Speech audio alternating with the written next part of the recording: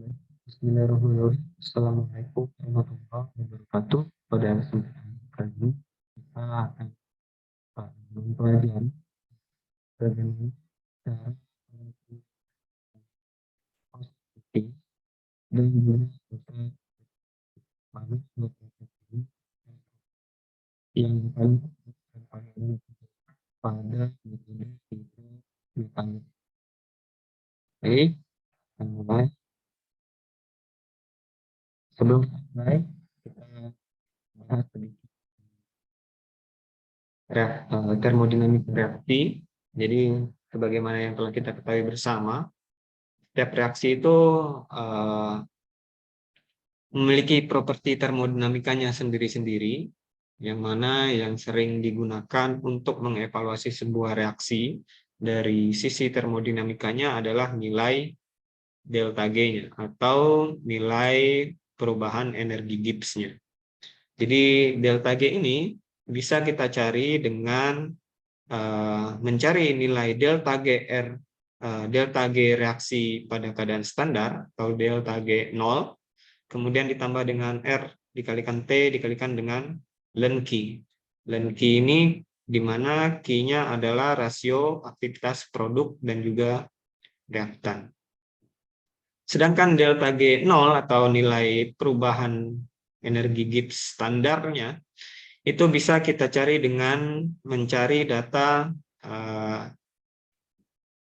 energi Gibbs standar pada produk dikurang dengan energi standar pada reaktan. Ya.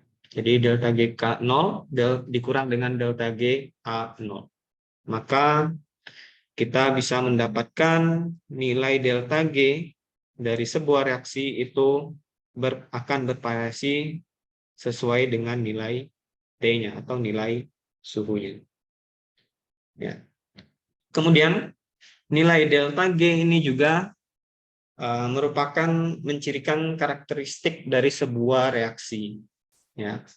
Jadi delta G ini selain dengan cara yang pertama tadi, dengan delta G 0 plus RT ln Q, itu bisa juga kita cari menggunakan nilai delta H dan juga nilai delta S untuk berbagai macam suhu. Atau sebaliknya, kita bisa mencari nilai delta G ini dari hubungan nilai delta H dan juga nilai delta S.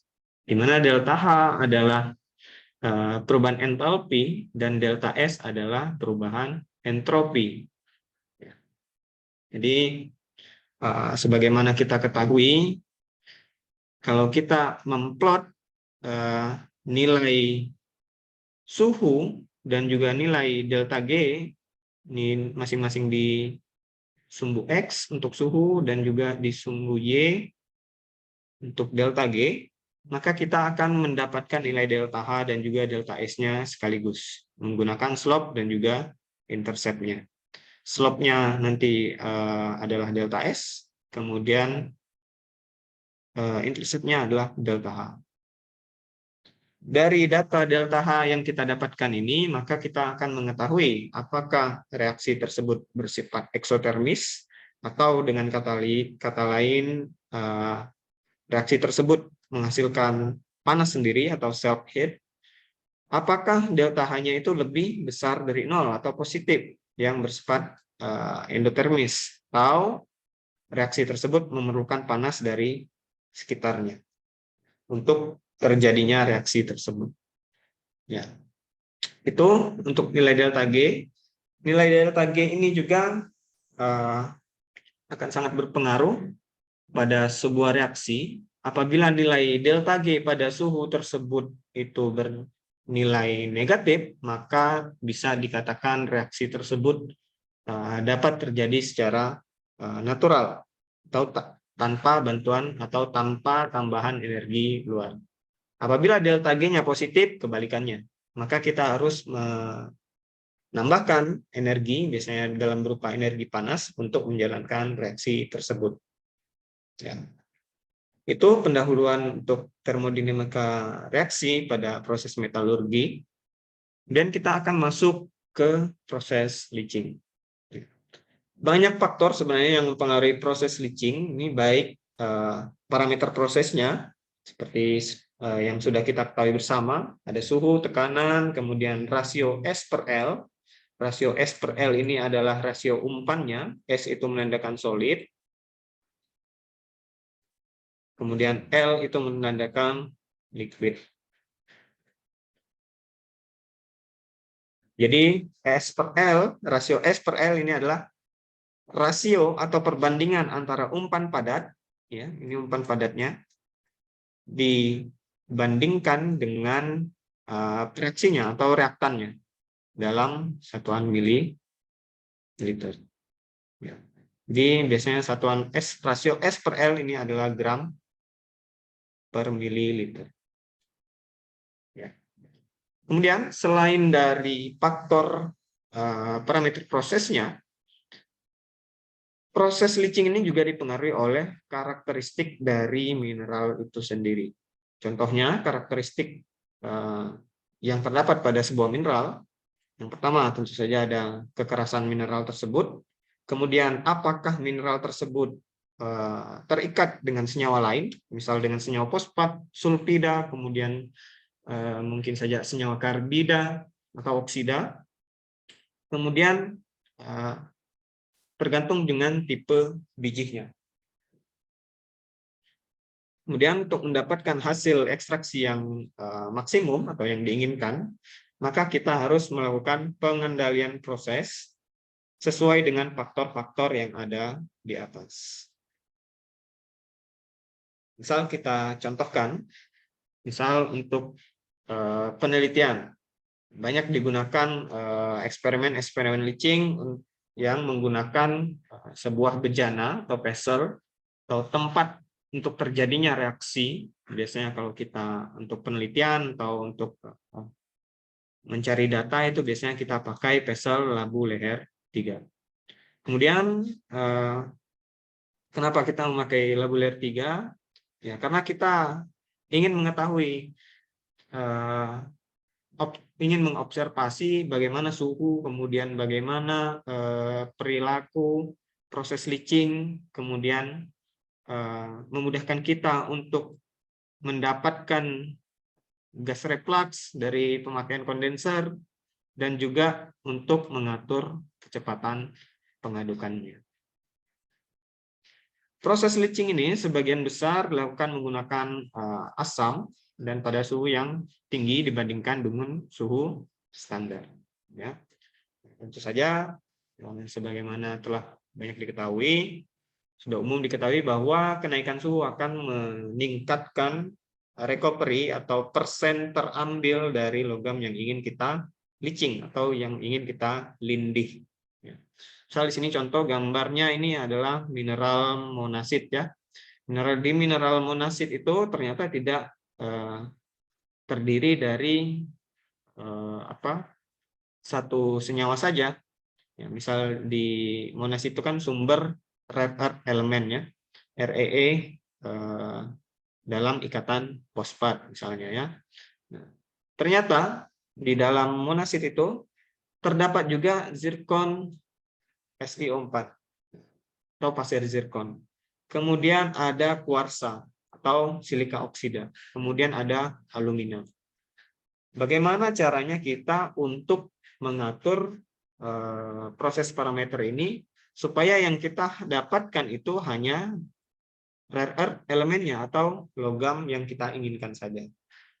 Tentu saja kita akan mengatur parameter prosesnya dan juga mengetahui karakteristik dari mineral tersebut. Parameter proses yang pertama adalah dengan mengetahui efek variasi pelarut yang biasanya digunakan, atau dalam hal ini contohnya adalah pelarut asam. Ya. Asam ini banyak dipakai pada ekstraksi logam. Biasanya yang dipakai untuk ekstraksi logam ini asam-asam kuat, yaitu seperti asam klorida, kemudian asam sulfat, asam nitrat, dan lain sebagainya. Di industri jarang sekali memakai asam-asam organik seperti CH3COA atau asam-asam lemah lainnya.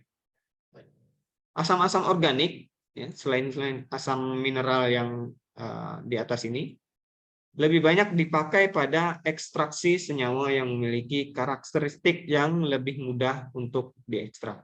Artinya, yang memiliki karakteristik ini mineral yang seperti apa?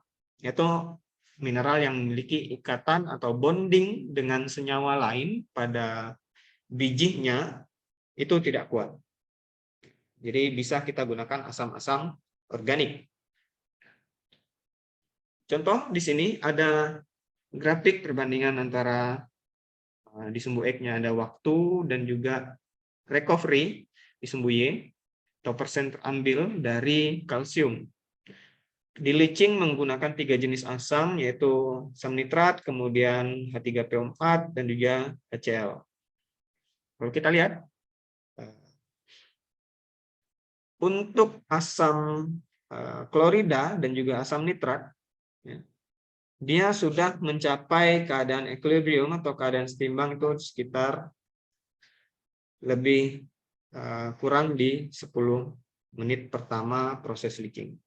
Sedangkan ya, untuk asam H3PO4 sendiri, ya, dia masih terus naik, belum mencapai titik kesetimbangannya. Kalau kita bandingkan juga, nilai recovery-nya atau persen terambil dari asam H3PO4 ini, ya, dia jauh di bawah dari asam nitrat maupun asam klorida.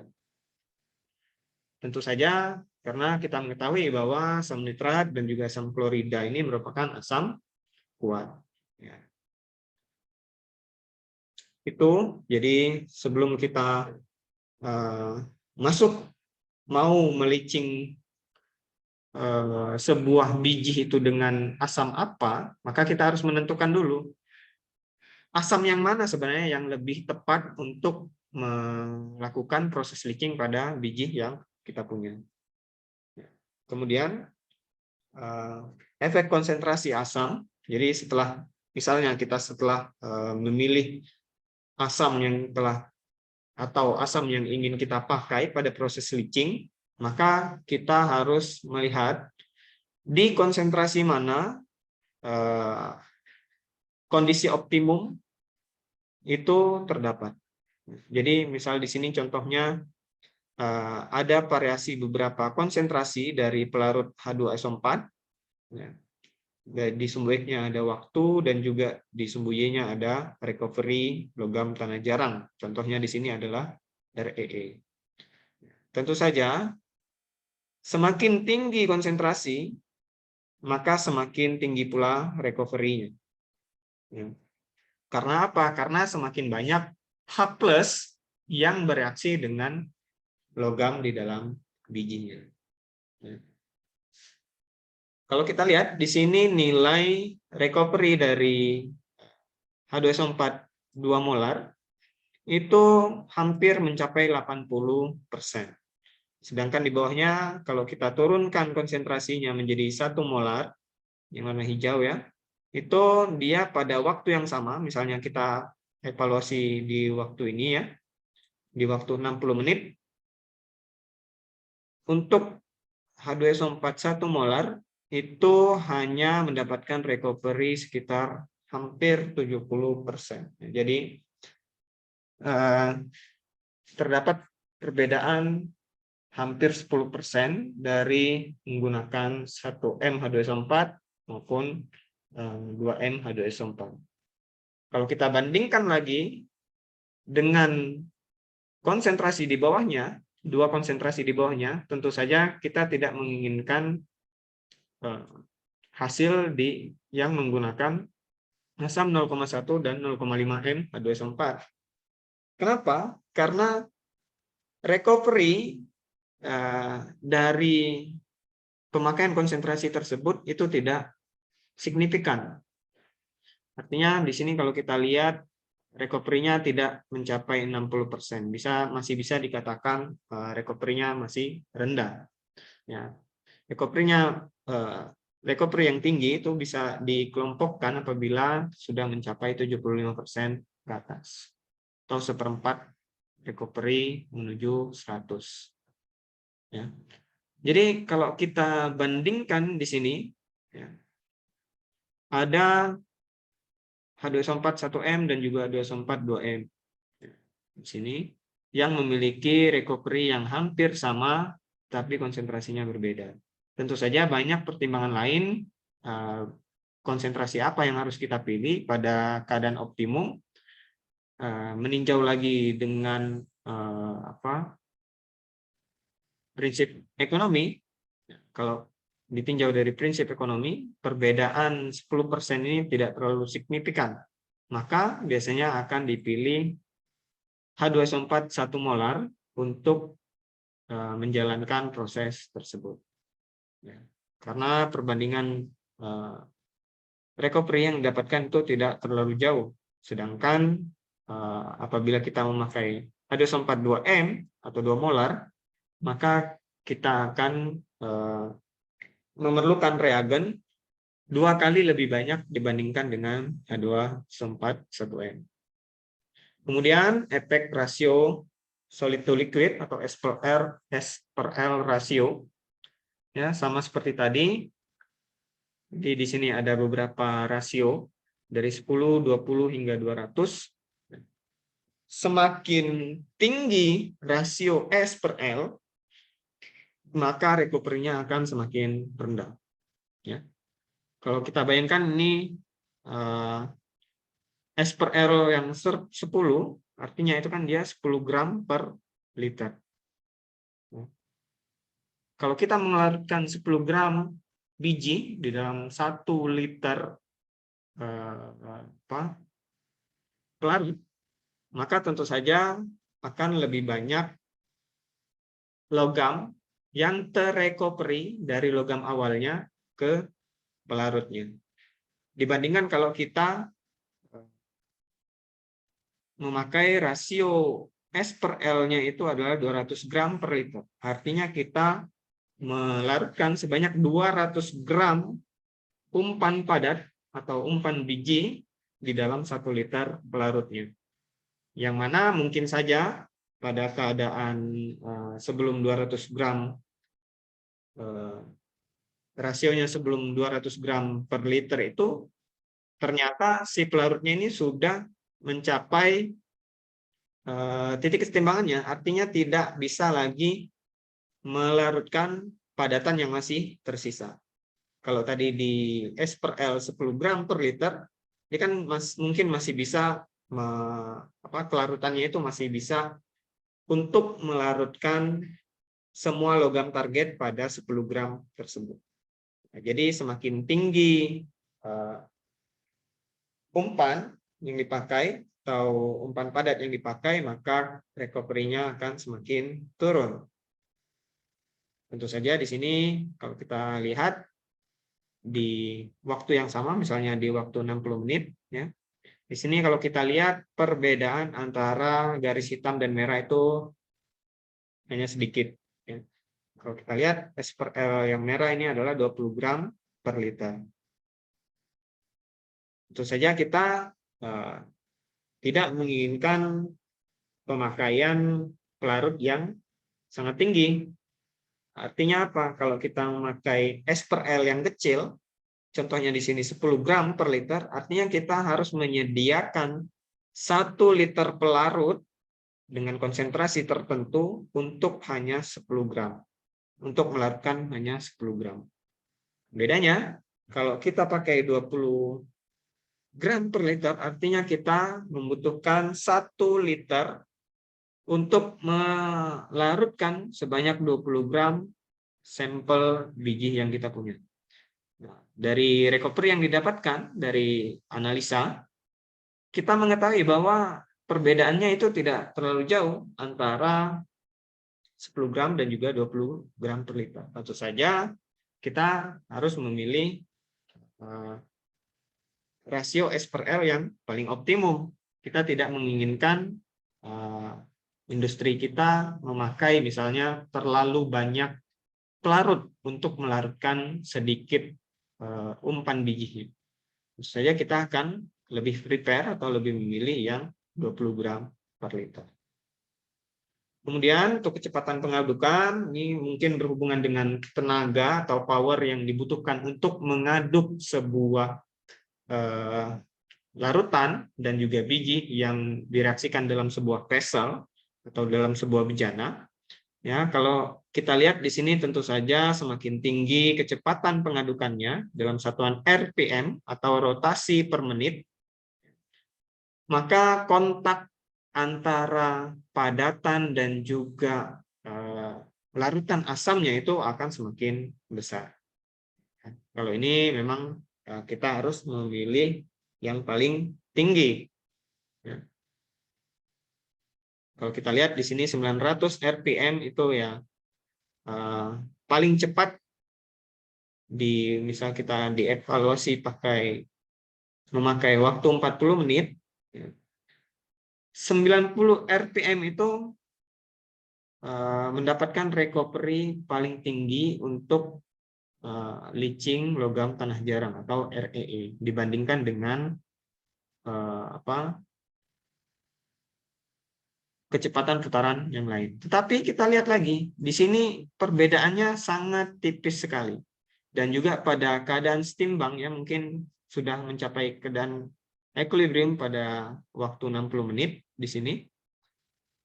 Perbedaannya itu malah yang 760 RPM itu lebih besar dibandingkan recovery-nya dibandingkan 900 RPM. Tentu saja kita akan memilih yang RPM-nya lebih kecil, tapi recovery-nya lebih besar. Kemudian kalau dari suhu memang ini sudah umum sekali.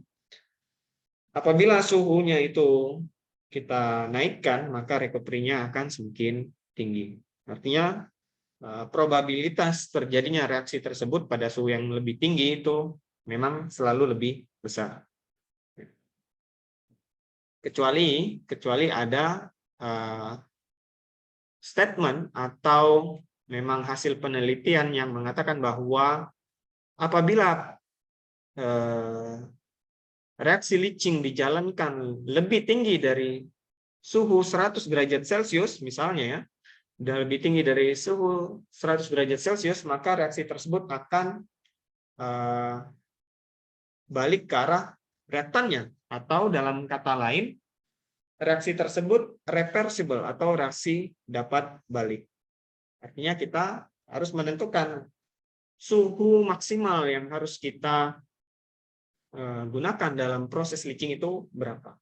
Ya, kalau di sini tentu saja perbedaannya sangat signifikan antara suhu satu dan juga suhu yang lain. Di mana kita mengetahui bahwa suhu yang paling maksimum untuk mencapai recovery sekitar 70% dari REE di sini baru didapatkan menggunakan suhu 75 derajat Celcius. Nah, tentu saja ini berhubungan dengan bagaimana cara kita di industri nanti mengkonsumsi daya untuk menghasilkan suhu sebanyak 75 derajat Celcius. Ya. Apabila memang dayanya itu cukup untuk melakukan atau menggenerate atau memberikan suhu 75 derajat Celcius, maka ya tentu saja yang akan kita pilih adalah suhu 75 derajat Celcius karena recovery-nya paling tinggi.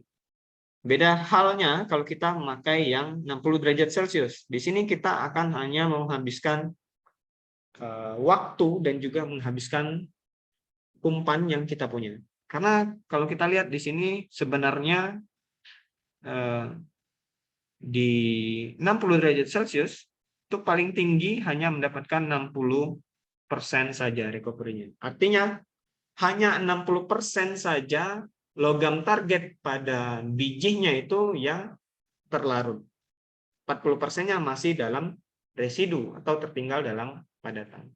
Saja kita akan merugi, kita harus melicing lagi untuk mengekstrak logam yang masih terdapat dalam residu tersebut. Ya. Kemudian untuk kinetika saya rasa nanti akan kita bahas pada pertemuan tersendiri.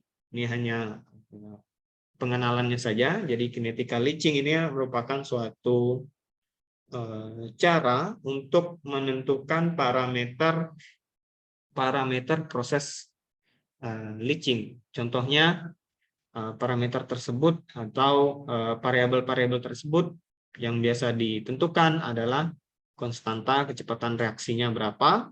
Kemudian yang akan ditentukan lagi adalah nilai dari faktor frekuensinya atau nilai A-nya dan juga nilai energi aktivasinya. Nanti akan kita bahas lebih lanjut pada pertemuan-pertemuan selanjutnya. Kemudian proses umum lainnya yang berada juga pada metode hidrometalurgi itu adalah proses presipitasi. Mungkin presipitasi ini bisa kita bayangkan sebagai kebalikannya dari leaching. Kalau leaching tadi melarutkan dari padat menjadi larutan, presipitasi ini mengubah senyawa-senyawa logam di dalam larutan yang berada pada fase larutan menjadi fase padat. Di mana untuk proses presipitasi ini biasanya dibagi menjadi dua macam. Yang pertama adalah untuk pemurnian larutannya, atau yang kedua adalah untuk mengambil atau merecovery logam dari larutan, kemudian dipisahkan menjadi padatan. Ya, jadi yang pertama untuk membersihkan larutan dari pengotor-pengotornya yang mungkin bisa dipresipitasikan pengotornya tersebut, atau yang kedua yang diambil malah yang padatannya, atau yang kita ingin recovery adalah logam dengan fase padat. Itu dua perbedaan dari proses presipitasi. Proses yang pertama yaitu pemurnian larutan. Di pemurnian larutan ini nanti kan kita kenal ada beberapa macam metode lagi.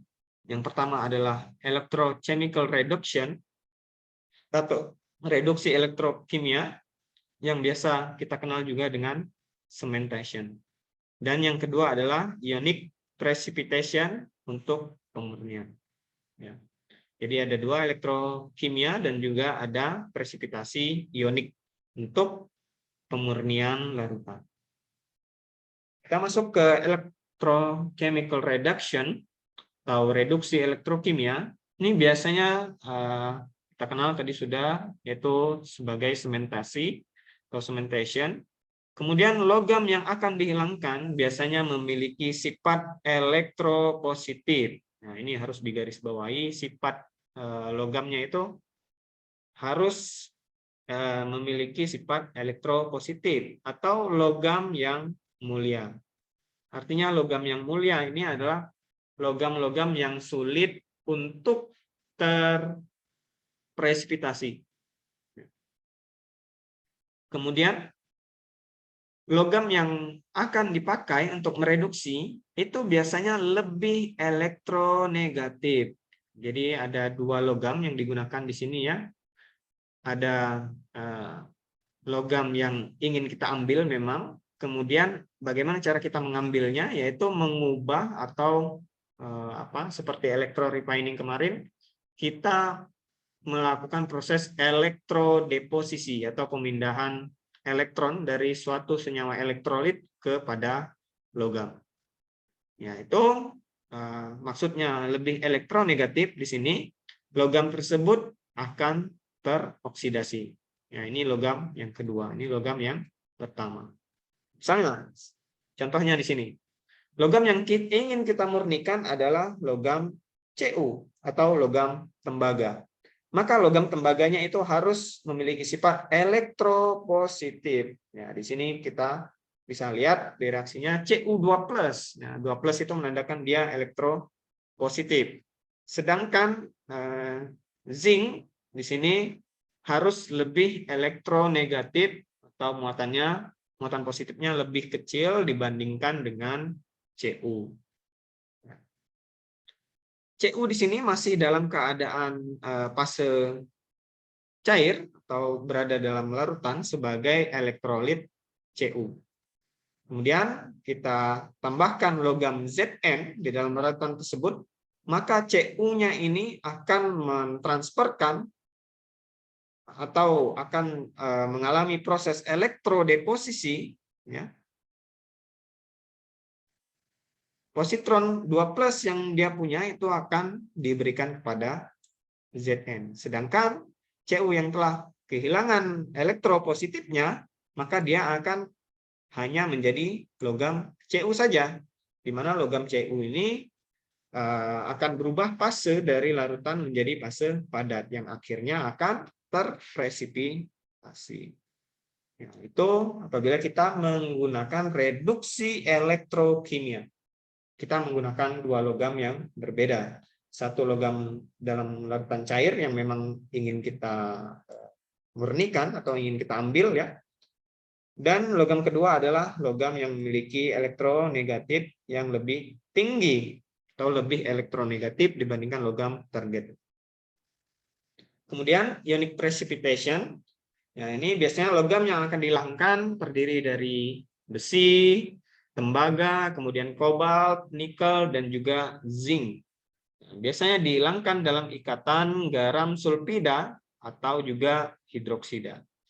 Berarti dia direaksikan dengan reagen garam sulfida atau garam hidroksida supaya membentuk suatu senyawa baru, ya, senyawa metal yang berikatan dengan sulfida atau berikatan dengan hidroksida, yang mana metal-metal atau logam-logam yang berikatan dengan senyawa tersebut adalah logam yang akan mengendap. Contohnya di sini bisa kita lihat di sini ASO4 3-, berarti ini merupakan garam-garam sulfida dalam sebuah larutan elektrolit, kemudian direaksikan dengan larutan elektrolit lainnya, yaitu logam kalsium, di mana dua logam ini akan bereaksi dan membentuk suatu garam baru, ya, yaitu Ca3ASO4 2 kali. Dan contohnya lagi, ASO4 3- direaksikan dengan Fe3+ atau besi valensi 3. Maka jika kita reaksikan dua senyawa elektrolit ini, dia akan menghasilkan sebuah garam baru, yaitu FeASO4. Itu untuk ionic precipitation. Jadi kata kuncinya berarti untuk ionic precipitation adalah mereaksikan dua senyawa elektrolit yang berbeda, di mana elektrolit pertama merupakan reagennya dan elektrolit yang kedua merupakan logam yang terdapat dalam fase cair. Kemudian ada juga yang lain, proses presipitasi yang lain, yaitu hydroxide precipitation, yaitu dengan adanya penambahan reagen alkalin untuk mengubah pH. Karena pH di sini merupakan suatu parameter proses yang sangat berpengaruh untuk proses presipitasi. Ya. Kemudian logam yang akan dihilangkan tersebut nanti dia akan berikatan dengan hidroksida.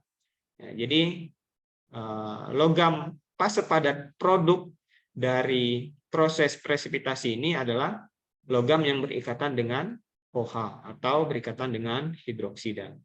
Biasanya digunakan magnesium, kalsium, Na atau sodium, dan juga NH3 atau amonia sebagai sumber ion hidroksida. Sumber ion hidroksida itu yang mana? Ya berarti reagen yang berikatan dengan OH-nya. Misal kita ada logam dalam sebuah senyawa elektrolit, logamnya itu memiliki elektropositif sebanyak N+. Misalnya 2+ ya lah ya, N-nya itu sama dengan 2 misal. Maka kita harus mereaksikannya dengan reagen alkalin. Misalnya di sini kita pakai KOH. Ya, kalau kita pakai KOH, maka metalnya atau logamnya ini akan berikatan dengan OH dan juga K-nya akan terdeposisi. Jadi yang akan didapatkan nanti adalah logam yang berikatan dengan hidroksida. Kemudian proses yang kedua dalam presipitasi adalah untuk merecovery logam logam target yang ingin direcovery itu adalah logam target yang akan menjadi produk presipitatnya atau produk padatnya dalam hasil akhir. Contohnya di sini bisa menggunakan reduksi menggunakan gas. Ya, biasanya digunakan gas-gas hidrogen untuk merecovery logam yang lebih mulia dibandingkan dengan gas tersebut. Kemudian logam yang biasa dimurnikan dengan cara ini adalah logam-logam seperti tembaga, nikel, dan juga zinc. Untuk logam nikel dan koper ini biasanya dapat direcovery pada pH 5 dari larutan amonia menggunakan reduksi hidrogen. Reaksinya seperti ini. Apabila kita mempunyai logam dalam larutan elektrolit yang memiliki elektropositif 2+, kita tambahkan dengan gas hidrogen, misalnya di sini ya, direaksikan dengan gas hidrogen, kita semburkan gas hidrogen dalam larutan elektrolit tersebut, maka metalnya ini atau logamnya ini akan kehilangan elektropositifnya. Karena apa? Karena elektropositifnya itu akan berpindah ke dalam gas hidrogen. Jadi prinsip utamanya adalah untuk memindahkan elektropositif tersebut atau elektronegatif tersebut sehingga logam tersebut memiliki elektronegatif atau elektropositif yang sama. Atau dengan kata lain, presipitasi ini bisa juga dilakukan karena suatu logam dalam keadaan elektrolit atau contohnya di sini M2+, itu dia sudah jenuh. Artinya sudah jenuh itu nilai kelarutannya atau nilai hasil kelarutannya itu sudah sangat kecil. Artinya memang ya logam dalam elektrolit itu tidak bisa melarut lagi karena nilai kelarutannya sudah sangat kecil. Jadi yang ingin kita capai sebenarnya yang ingin kita rubah adalah nilai KSP-nya atau nilai hasil kali kelarutannya. Mungkin sudah dibahas di kimia fisika dan juga tahu di mata kuliah yang lain ya. Jadi di sini kita hanya mereview. Kemudian proses selanjutnya untuk pemurnian logam di dalam sebuah larutan elektrolit biasanya digunakan reduksi elektrolit atau electrolyte reduction. Digunakan sebagai pemurnian paling akhir pada proses hidrometalurgi. Ya, biasanya digunakan untuk mendapatkan logam yang betul-betul murni dan memang terpisah dari pengukur-pengukurnya dalam fase padat. Prinsip dari proses ini dapat didekati dengan hampir sama dengan proses electrowinning ataupun dengan electrorefining, yaitu kita membutuhkan anoda dan katoda dan juga larutan elektrolit untuk mendapatkan atau melakukan proses presipitasi seperti ini. Ya, mungkin kemarin kita sudah bahas tentang electrorefining ya. Ya, prosesnya hampir sama seperti itu. Jadi dalam katoda terjadi proses oksidasi di mana logam-logam yang tidak murni itu berubah dari fase padat menjadi fase liquid atau berubah dari menjadi larutan elektrolit, kemudian larutan elektrolit yang telah dipenuhi dengan logam-logam yang larut tersebut, kemudian dilakukan proses reduksi di dalam anodanya, itu yang dialiri dengan elektron, kemudian logam-logam pada keadaan elektrolit ini akan menempel pada anodanya karena memiliki elektropositif si logamnya ini. Sedangkan di anoda dia akan mendapatkan elektron sehingga terjadinya proses kebalikan dari proses elektrodeposisi. Itu yang terjadi pada reduksi elektrolit. Kemudian satu lagi adalah presipitasi untuk recovery logam. Contohnya di sini, misal kita memiliki metal atau logam yang berikatan dengan chloride MCl6 2-, berarti di sini dia ada elektronegatif ya. Kemudian kita larutkan dengan amonia klorida atau NH4Cl. Maka reaksi dari dua senyawa ini akan membentuk senyawa kompleks. Senyawa kompleks inilah yang kemudian akan mengendap dalam fase solid. Sedangkan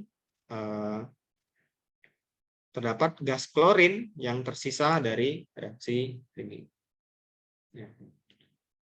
Kemudian proses selanjutnya adalah presipitasi sulfida atau menggunakan gas-gas sulfid.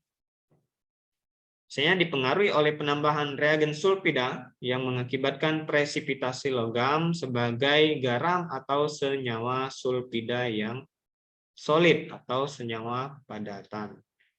Biasanya dilakukan untuk merecovery nikel dan juga tembaga atau Cu atau koper.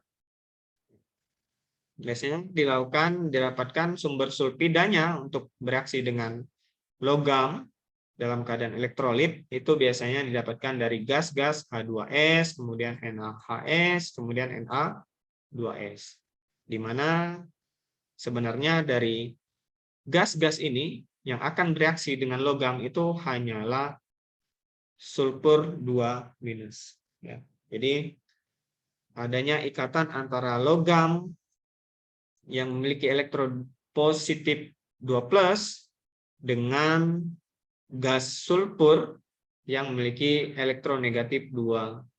Maka akan terbentuklah senyawa baru yang akan mengendap, yaitu logam yang berikatan dengan sulfur. Ini kalau kita lihat efek pH dari berbagai macam metal atau logam yang bereaksi menggunakan reaksi-reaksi yang telah kita bahas sebelumnya, di sini terlihat sekali bahwa pH itu memainkan peranan penting untuk mengatur produk presipitasi. Di sumbu Y kita bisa lihat di sini adalah kelarutan logam dalam satuan konsentrasi, itu miligram per liter. Sedangkan di sumbu Y-nya kita bisa lihat di sini adalah nilai pH-nya. Jadi nilai kelarutan sebuah logam dalam sebuah larutan itu bervariasi bergantung dengan pH-nya. Misal di sini kita ambil contoh yang kotak kosong, garis yang diisi dengan kotak kosong, di sini label kotak kosong itu adalah di sini Al3+, ya. Jadi ada logam Al3+, kita lihat di pH 6 itu nilai kelarutannya sangat-sangat kecil, ya. Hampir 1/10.000. Artinya apa? Di pH 6 inilah pH yang paling optimum atau yang paling maksimum untuk mendapatkan presipitat atau padatan Al3+. Jadi memang kita harus mendapatkan data-data seperti ini dulu untuk mengetahui apakah bagaimana hubungan antara kelarutan dari logam dengan pH-nya. Begitu juga dengan logam-logam yang lain. Untuk logam yang segitiga plus, segitiga full, ini biasanya kalau kita lihat di diagramnya ini adalah Cu2+, kemudian yang tanda X di sini itu adalah nikel. Dia memiliki kondisi pH optimum masing-masing.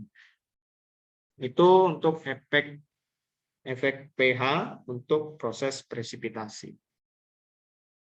Kemudian apabila kita menggunakan reagen gas, contohnya di sini adalah reagen gas sulfur, ya, seperti precipitation sulfide precipitation tadi, Ya, dengan reaksi seperti ini, kan tadi kita ketahui bahwa metalnya ini hanya bereaksi dengan sebenarnya hanya dengan gas sulfurnya untuk membentuk presipitat metal yang berikatan dengan sulfur.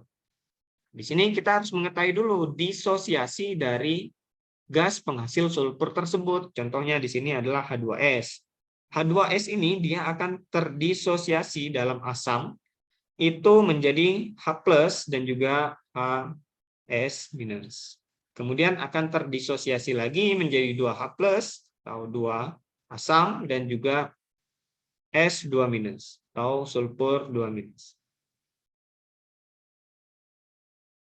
Kemudian dalam keadaan disosiasi yang pertama seperti ini, H+ plus HS-, apabila dia bereaksi dengan metal atau dengan logam, maka akan menghasilkan logam dengan yang berikatan dengan sulfur, tapi masih dalam keadaan elektrolit.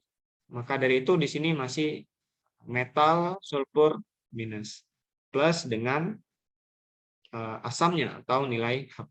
Kalau kita lihat di pH 9 sampai 16 di sini, pH 9 sampai pH 16 itu nilai HS negatifnya itu dia paling besar. Fraksi dari HS-nya itu paling besar. Maka kita harus melakukan presipitasi dari rentang pH 9 sampai 16 tersebut. Karena apa? Karena reagen yang diperlukan untuk proses tersebut adalah terdapat pada rentang pH 9 sampai 16 ini. Baru kita ketahui ada HS- di situ pada pH tersebut. Maka kita harus memilih rentang pH yang sesuai, karena apabila kita melakukan pada pH yang lebih kecil, contohnya di sini rentang pH 0 sampai 4, maka yang akan kita dapatkan adalah garis solid yang ini, yaitu garis H2S. Artinya metalnya itu atau logamnya itu akan bereaksi dengan H2S. Artinya apa? Ya, metalnya tidak akan menghasilkan produk metal sulfur atau logam yang berikatan dengan sulfur, karena tidak ada HS- yang bisa bereaksi dengan logam di situ. Maka kita harus mengetahui di rentang pH yang mana sebenarnya suatu spesies itu dapat didapatkan untuk bereaksi dengan logam yang ingin kita presipitasi. Kemudian ini juga ada contoh pengaruh pH terhadap kelarutan metal atau kelarutan logam ya, di sumbu Y untuk masing-masing logam. Ya. Mungkin itu untuk pH. Kemudian faktor yang lain adalah rasio supersaturasi. Semakin kecil nilai kelarutan sebuah senyawa, maka semakin kecil pula nilai KSP-nya. Nilai KSP-nya ini adalah nilai hasil kali kelarutan senyawa-senyawa dalam produk. Maka apabila semakin kecil nilai KSP-nya, nilai supersaturasinya itu akan semakin tinggi. Ya, nilai S-nya ini akan semakin tinggi. Mana kita ketahui nilai S ini diketahui dengan persamaan seperti ini. S sama dengan A+ kalikan A- per KSP, di mana A+ dan A- merupakan aktivitas dari kation. Kation ini merupakan senyawa yang bermuatan positif atau logamnya ya. Yang biasa bermuatan positif itu kan dia adalah metalnya atau logamnya ya. Kemudian amins atau aktivitas dari anion di dalam larutan dibagi dengan hasil kali kelarutan. Ya, jadi semakin kecil pembaginya di sini atau semakin kecil nilai KSP-nya, maka nilai supersaturasinya semakin besar.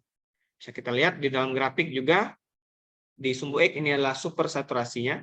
Supersaturasinya semakin kanan tuh semakin besar nilainya. Kita lihat untuk crystal size di sini atau ukuran kristal yang terbentuk, dia memiliki pola seperti ini. Mula-mula pada saturasi yang lebih kecil, dia memiliki kristal size atau produk dengan kristal produk yang dihasilkan itu besar. Kemudian semakin tingginya saturasi, maka kristal yang dihasilkan diameternya akan semakin kecil.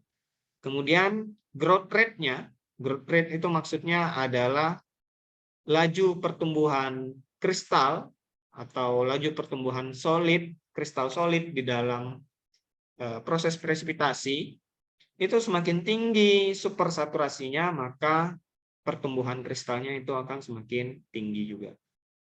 Kemudian untuk nukleasi, proses nukleasi, ya, terbentuknya inti-inti baru dari kristal, itu semakin tinggi supersaturasinya, maka pergerakan kecepatan pertumbuhan nukleasinya itu bergerak secara eksponensial.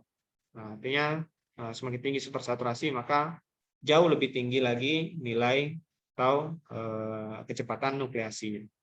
Dan aglomerasinya, kalau kita lihat di sini aglomerasinya semakin tinggi nilai supersaturasi, maka partikel-partikel padatan presipitat yang dihasilkan itu akan semakin banyak yang mengalami aglomerasi dengan partikel-partikel padatan yang lain. Artinya dia terikat dengan partikel padatan yang lain, sehingga membentuk molekul-molekul, bukan molekul ya, membentuk senyawa-senyawa presipitat atau senyawa-senyawa padatan yang lebih besar diameternya. Mungkin itu saja yang bisa saya sampaikan pada pertemuan kita kali ini. Saya harap bisa dipahami dengan mudah. Apabila ada pertanyaan, silakan ditanyakan pada pertemuan. Terima kasih. Alhamdulillahirabbil alamin. Assalamualaikum warahmatullahi wabarakatuh.